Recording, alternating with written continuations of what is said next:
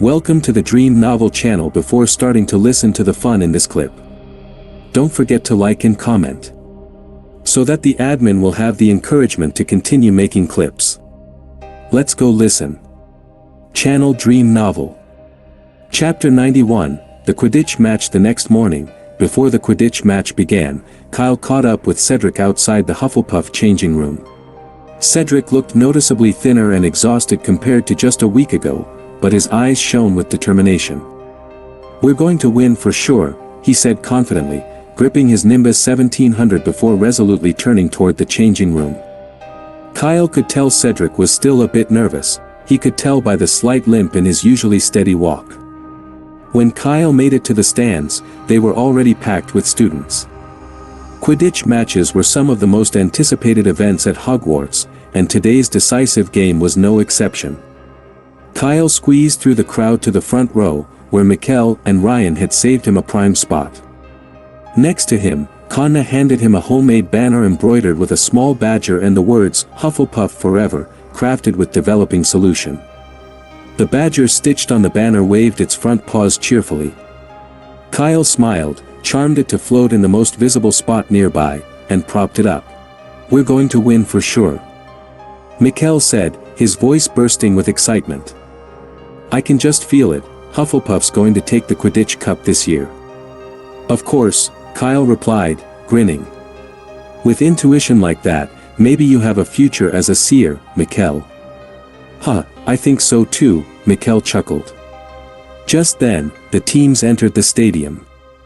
"Look, here they come," announced a seventh-year student with long blonde hair, holding a microphone charm-enhanced for the whole stadium to hear. First to enter is the Slytherin Quidditch team. After suffering a big point loss due to an accident last game, they didn't let it crush them. Instead, under the leadership of their captain, Rosier, they rallied and defeated both Ravenclaw and the top-seeded Gryffindor. Will they manage a miracle and pull off the triple win? We're about to find out.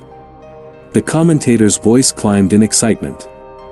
"Oh, and here come the Hufflepuffs." The stands burst into cheers as he continued. Leading the team is the captain, Harris. He's an outstanding chaser, holding the record for the most goals scored, and has been instrumental in Hufflepuff's rise. Following him are the beaters, and last but not least, there's Cedric Diggory, their seeker, who's strengthened Hufflepuff's only weak spot.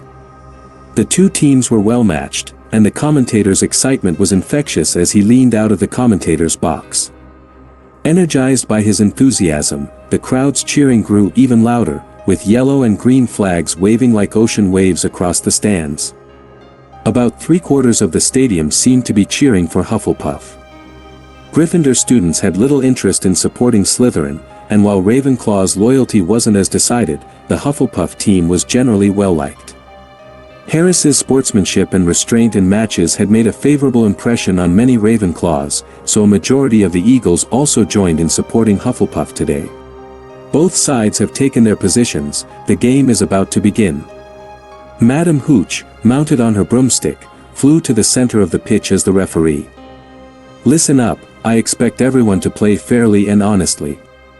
Now, captains, shake hands." Harris and Rosier stepped forward, each giving a firm handshake before promptly returning to their positions. Then, with everyone on their broomsticks, Madame Hooch blew her silver whistle loud and clear. 15 broomsticks shot into the air, the game had begun. The quaffle is first claimed by Harris of Hufflepuff, demonstrating his usual consistency. The commentator called out. Marcus Flint is closing in, trying to intercept. Harris, with a fantastic feint, avoids him and heads straight for the Slytherin goalpost. Keeper Black dives, can he hold it? No, he's missed. The quaffle is in, and Harris scores. 10-0, Hufflepuff leads. A wave of cheers erupted. Conna, in her excitement, squeezed Kyle's arm with surprising force, making him grit his teeth at the unexpected pain. How was it that someone as slender and unassuming as Conna could have such a strong grip? He rubbed his arm and edged slightly away as her attention returned to the match. On the pitch, the play shifted rapidly. Marcus Flint seized the quaffle, and with the superior speed of their brooms, the Slytherin players surged toward the Hufflepuff goal before Harris and his teammates could catch up. Marcus goes for the shot. No, it's a pass. A brilliant feint. He's fooled everyone, even the Hufflepuff keeper. Rosier scores, and Slytherin evens it up. 10-10. Now, the Slytherin supporters roared in celebration. 2 goals in under a minute, each with an impressive feint, the commentator said, his voice brimming with excitement. Absolutely amazing. This game is fantastic. The match intensified, with both teams keeping the score tight and trading goals. During the first 20 minutes, Hufflepuff managed to maintain a slim 10-point lead despite their best efforts. Meanwhile, the Slytherin players charged around as if possessed. Marcus Flint, in particular, was relentless, even diving at the Hufflepuff keeper when he missed a save, blocking a potential goal with his face. The crowd roared in appreciation, with even the Gryffindors, including Charlie, giving him a thumbs up for his sheer grit. For a moment, whatever dirty tactics Marcus might have used in prior games were forgotten. His commitment was undeniable. But 30 minutes into the game, the tide began to turn. The Slytherin team's speed visibly slowed, and they started to falter, both offensively and defensively. In a matter of minutes, Hufflepuff scored 3 successive goals, widening the lead to 90-50. Channel Dream Novel. Chapter 92, I solemnly swear that I am up to no good. The game is over, Kyle muttered to himself, observing the shift on the pitch. He could guess what was going on. Maybe it was the commentator's enthusiasm or the fact that Snape had shown up to watch, but for those first 20 minutes, the Slytherin team had given it everything, hoping for a miracle. They played with unrestrained intensity, holding on to their ambition tightly. But once they realized they couldn't outscore Hufflepuff, no matter how hard they pushed, that intense drive seemed to vanish. It became clear to them that their own house wouldn't win the championship, but they were even less willing to see Gryffindor take the cup. Since Slytherin couldn't surpass Hufflepuff's 300 points, they chose to give Hufflepuff an easier win. If Hufflepuff could rack up more goals now, those points might be the very thing to shatter Gryffindor's championship dreams in the final match. That, for Slytherin, was a victory in itself. But Slytherin was subtle. They weren't outright throwing the game, just easing up at critical moments. Most of the younger wizards in the stands didn't catch on. To them, it looked like Slytherin had just run out of steam or hit a streak of bad luck. But a few sharper eyes saw through the act. From the Gryffindor stands, Charlie angrily pounded his fist against the stairs. Curse you, Rosier. I thought they'd learned a bit of integrity. It's rigged. Fred and George yelled, their faces red with frustration. They're throwing the game. Slytherin should be disqualified. Despite their loud protests, their voices were lost amid the thunderous cheers filling the stadium. Only a few students around them could hear their complaints. Realizing that yelling wasn't getting them anywhere, Fred and George exchanged a look and started toward the commentary booth. They couldn't stop the game, but they hoped they could at least get the commentator to expose Slytherin's blatant cheating. As they neared the booth, they were intercepted. Weasley, what are you doing here? Professor McGonagall's stern voice halted them. This isn't the place for you. Go back and watch the match. But Professor McGonagall, Fred protested, Slytherin is cheating. They're deliberately throwing points. George chimed in, they're doing this to keep Gryffindor from winning the Quidditch Cup, and you're just going to let it slide? Professor McGonagall paused, her face unreadable. That is only your assumption, Mr. Weasley. There is no evidence to prove they are deliberately losing. But, Fred tried to say more, but Professor McGonagall cut him off firmly. Return to your seats and watch the match. Only the commentator may use the microphone during a Quidditch game, that's the rule. Fred opened his mouth to argue, but George tugged on his robe, sighing. Forget it, Fred, he murmured. Then he looked to Professor McGonagall, we're sorry. We'll go back now. Professor McGonagall simply gave a curt nod. Before they left, the twins threw a last glance at the commentator. They'd spoken loudly enough that he must have heard every word. If only he would say something. They waited for a minute, hoping he'd address Slytherin's underhanded tactics. But he simply kept up his animated commentary, focusing on the action on the pitch, with no indication of changing course. Disheartened, Fred and George made their way back to their seats in silence. They understood now, anyone with the expertise to commentate a Quidditch match would surely recognize the signs of a fixed game. Yet, just like Professor McGonagall, he chose to stay silent. Once Fred and George returned to the Gryffindor stands, Lee Jordan rushed up to them, visibly agitated. What happened? Fred and George shook their heads in unison, frustration clear on their faces. Those Slytherins are despicable, and the commentators too spineless to call it out. How could they let this slide? Lee fumed.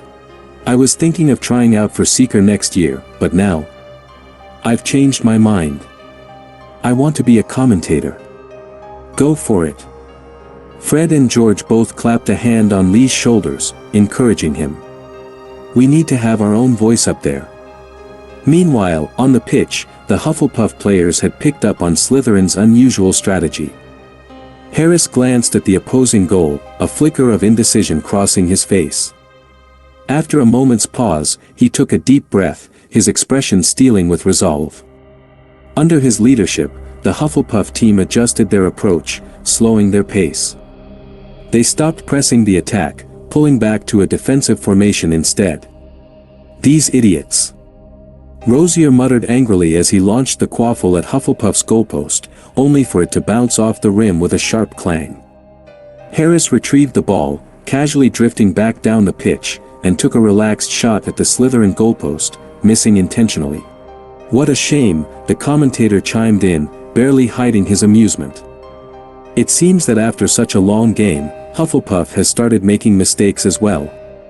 Now it's all down to the Seekers, the first to catch the golden snitch will take the game.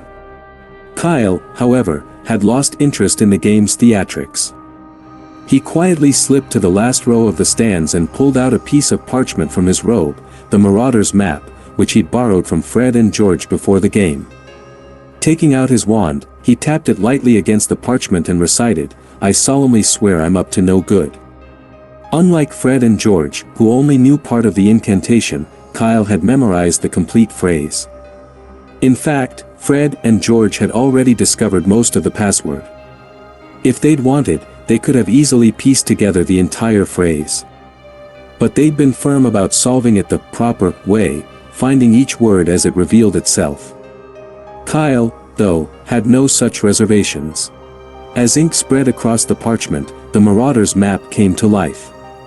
Kyle quickly noted down the locations of several secret passages, including one leading to the 8th floor and another connecting to the Honeyduck cellar, useful information he might need later. Once he had the passage details recorded, Kyle directed his attention to the Hufflepuff common room. Channel Dream Novel. Chapter 93, The Last Celebration. Though Quidditch was the most popular sport at Hogwarts, not every student chose to attend the match. In each common room, a handful of students stayed behind. Gryffindor had the fewest, around 5 or 6, while Ravenclaw's common room held over 10.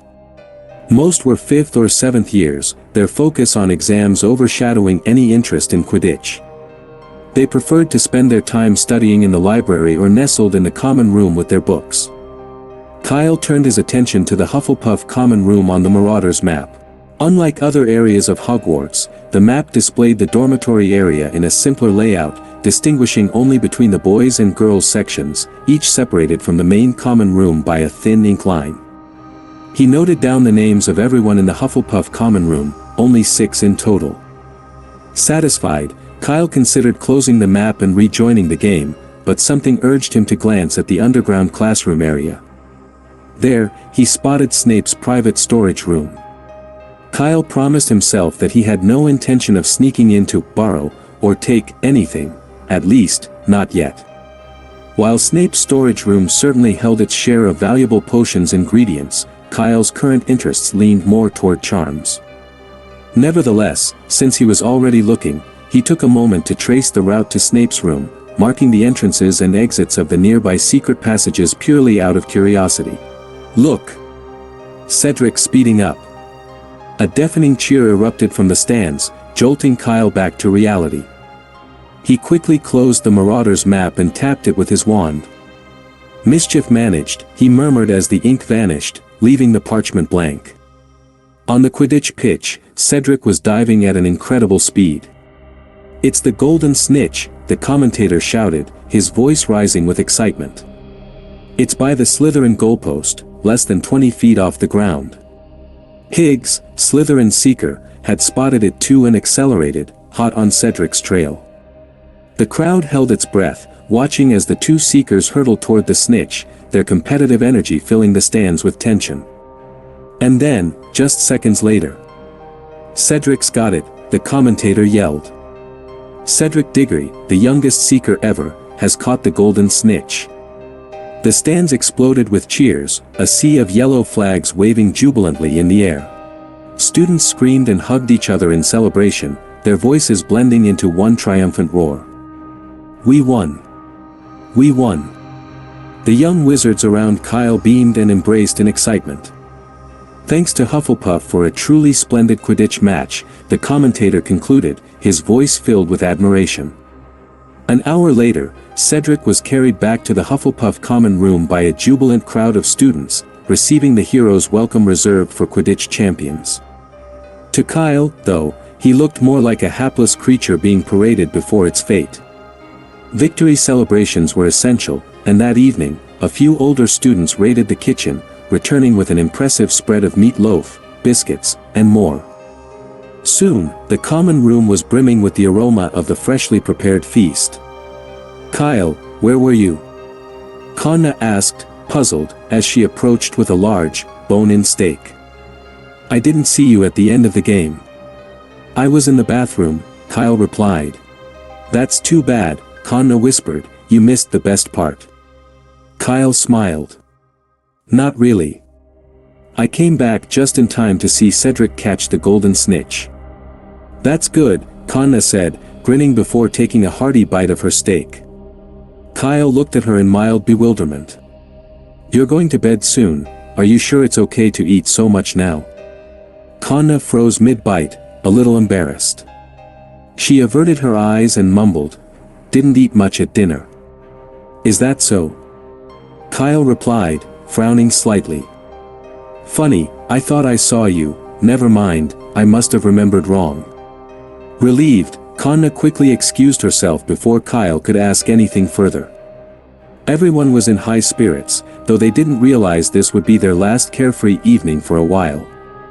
Final exams were fast approaching, and the professors seemed intent on preparing them with more homework than ever.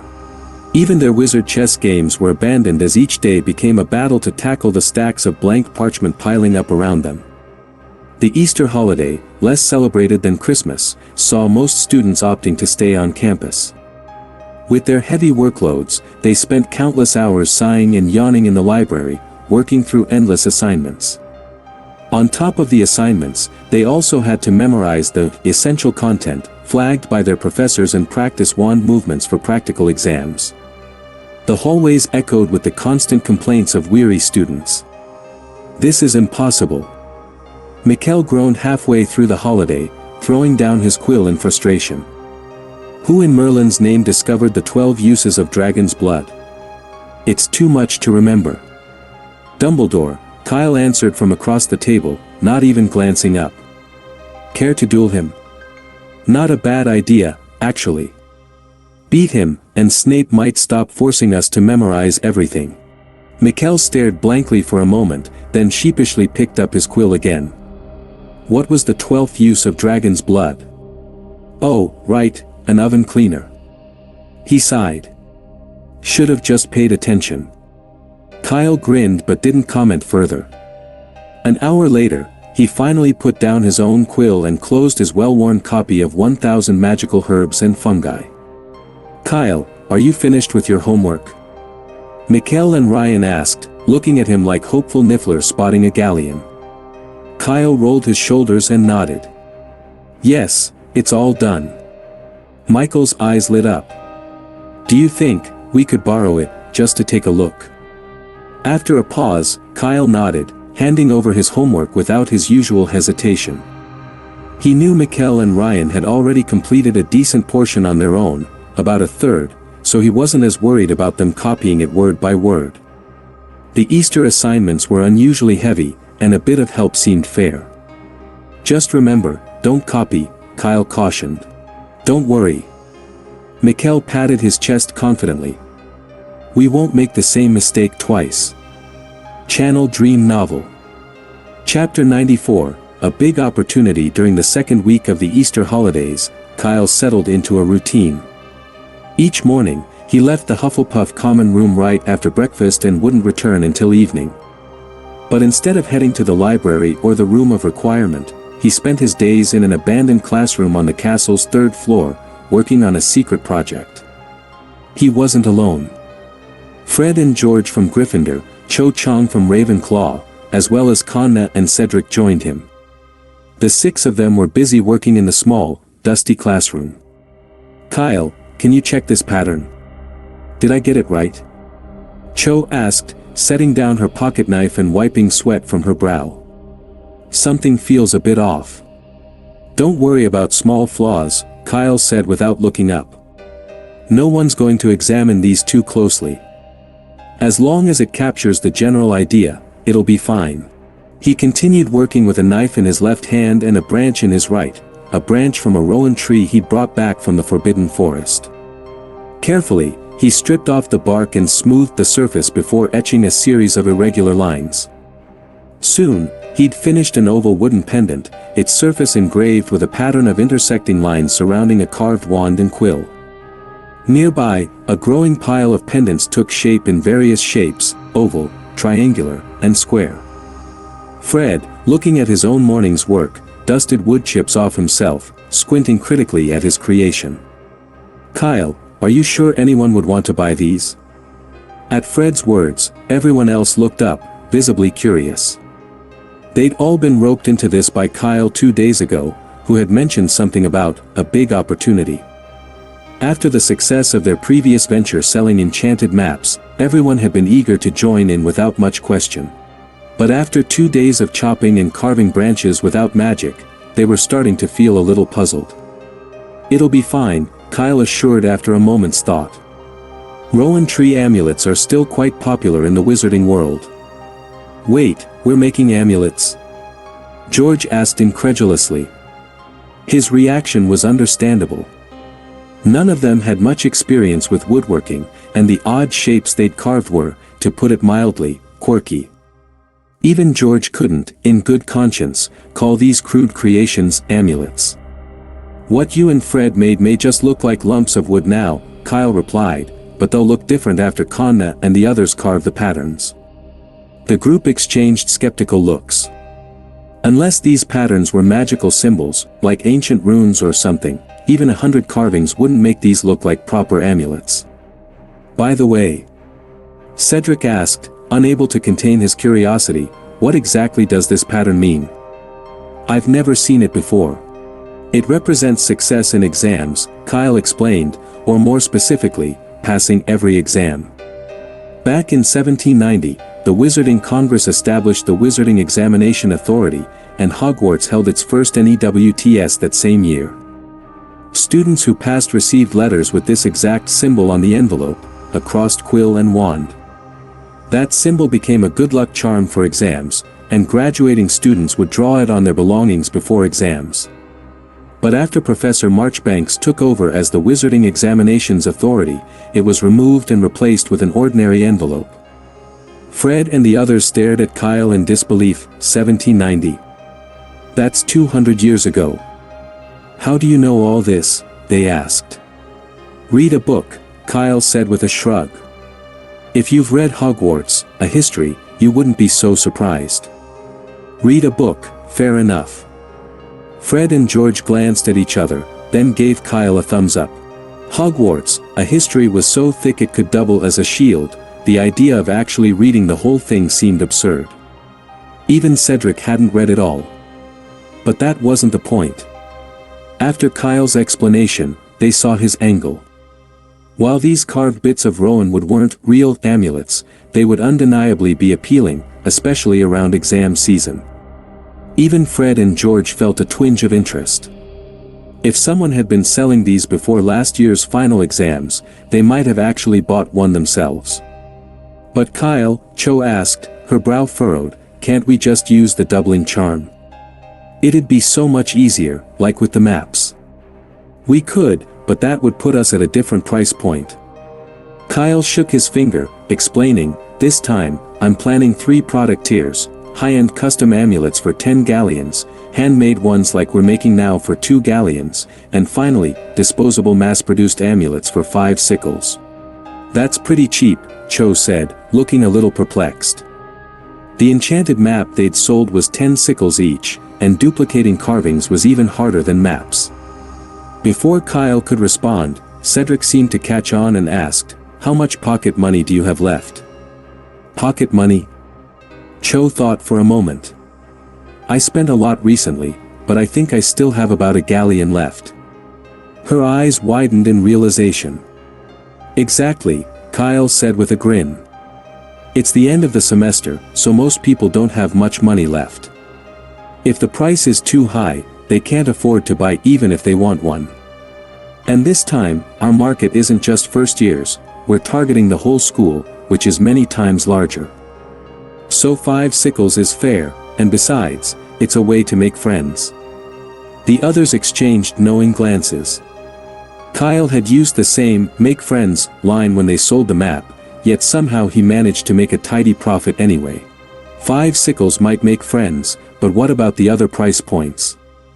Fred and George glanced down at the twigs in their hands, suddenly seeing them as potential galleons in the making. Oh, and one more thing, Kyle added, as if remembering, for the ones we make by hand, be sure to engrave the year on the end. Channel Dream Novel.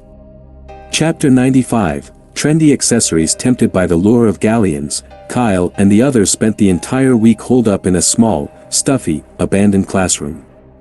By the end, they'd produced more than 300 exam-passing amulets.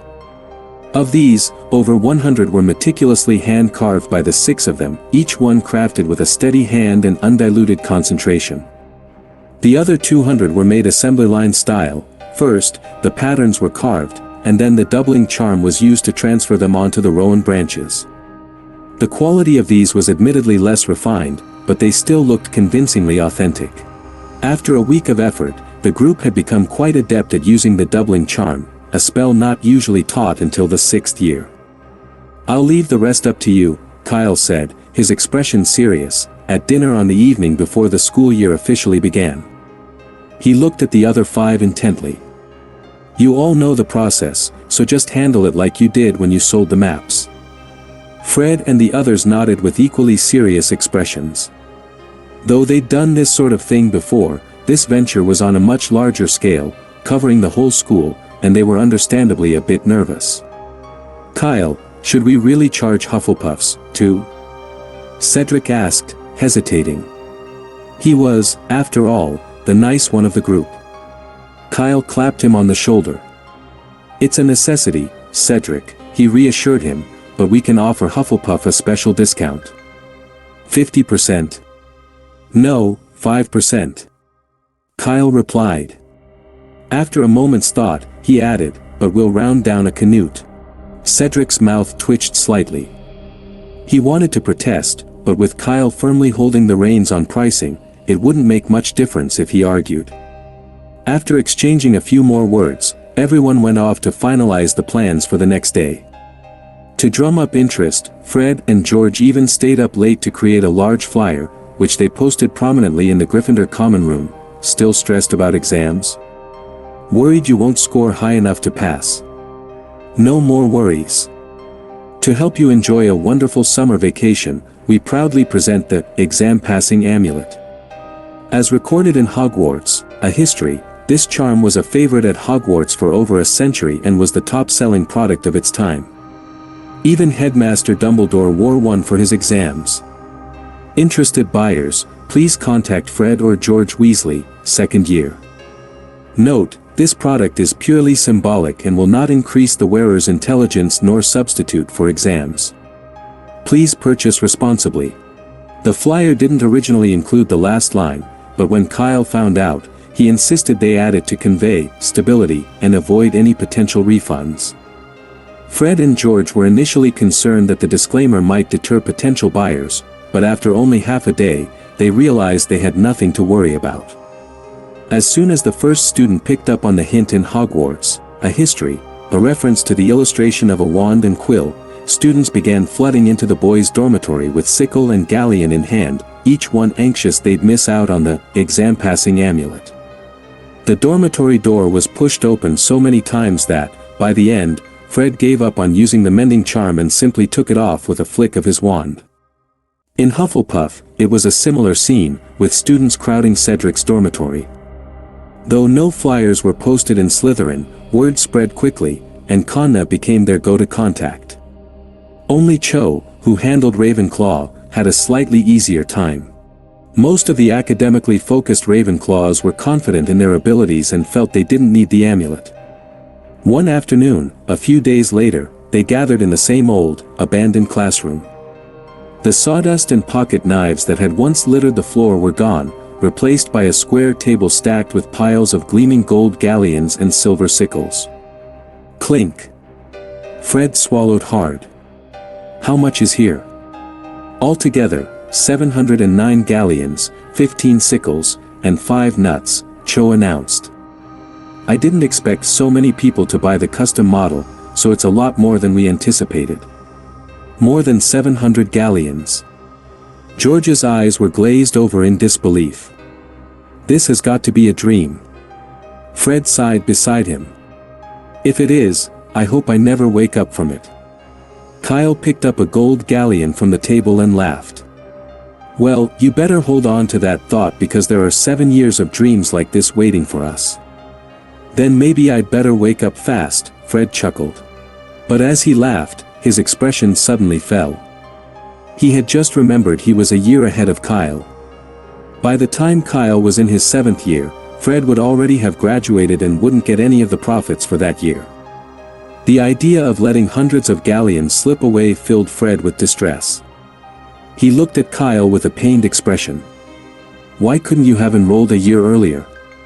Kyle, feeling slightly uncomfortable under Fred's gaze, stepped aside in mock disgust. Not my call when I start school, you'd have to take that up with Dumbledore. Actually, it's the Book of Admittance that decides, Cedric mumbled from the sidelines, so it really has nothing to do with the headmaster.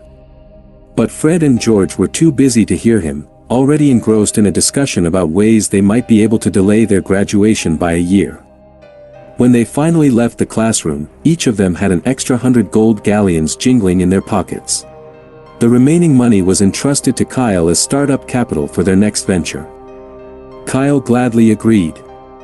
He'd have liked to invest some of the money in the Weasley brothers' joke product ideas, but they were too preoccupied at the moment, focusing on trying to decipher the complete password for the Marauders map. That, he figured, could wait until next year. In the weeks that followed, the professors at Hogwarts noticed a curious trend. Nearly everyone seemed to be wearing a particular style of wooden ornament. The pieces varied, some were simple, undecorated circles or squares, while others were more intricate, decorated with gold paint and finished with a layer of wax for a polished look. None of them had any magical properties. Normally, the professors would overlook such fads. Every year brought some new craze among the students, as long as it wasn't harmful. But this time was different. Ever since the ornaments gained popularity, they noticed the students seemed more relaxed in class, with an overall improved attitude. To be honest, the professors weren't quite sure if that was a good thing or not. Now the fun in this clip is over. Which listeners haven't liked and commented yet? You can press like and comment to encourage the admin find the fun in the next clip. May the listeners be happy forever.